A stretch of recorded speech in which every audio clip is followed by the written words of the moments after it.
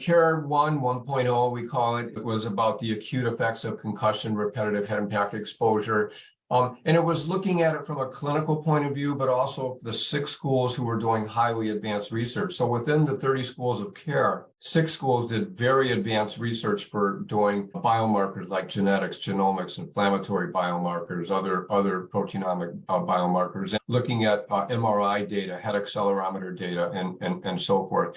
So CARE 2.0 was looking at persistent and cumulative effects of concussion and head impact exposure. So not what happens within the first 30 days, but what are things like 6 months later and a year later, and carrying it out really up to 5 years. And within CARE 2.0, a very specific study called SALTOS emerged. So SALTOS is the Service Academy Longitudinal Traumatic Brain Injury Outcome Study. And the principal investigator for that is Paul Pasquina.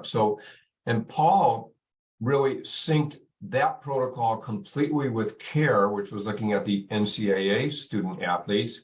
And so then you had CARE and SALTOS working side by side, collecting very similar data, looking at similar outcomes in the Service Academy cadets and the NCAA student athletes. So we've completed CARE 2.0.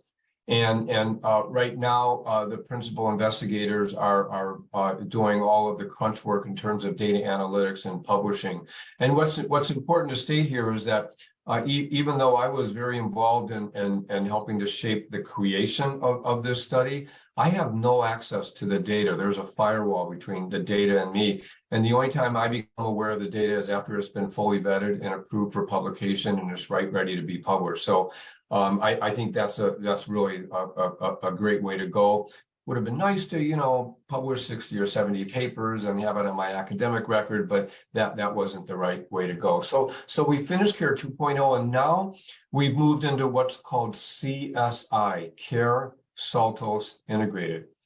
And we're taking that and we're studying. So we have 55,000 athletes enrolled, and in a randomized manner, we're looking at different groupings of athletes at different points in time. So every year we're gathering clinical data, and then every couple of years we're getting much more in-depth data, which includes brain MRI and more biomarkers, and we're actually adding PET scans. It'll be randomized, and there will be some people who have had no head impact exposure whatsoever, and so we're looking at the variable outcomes over a period of 5, 10, 15 years.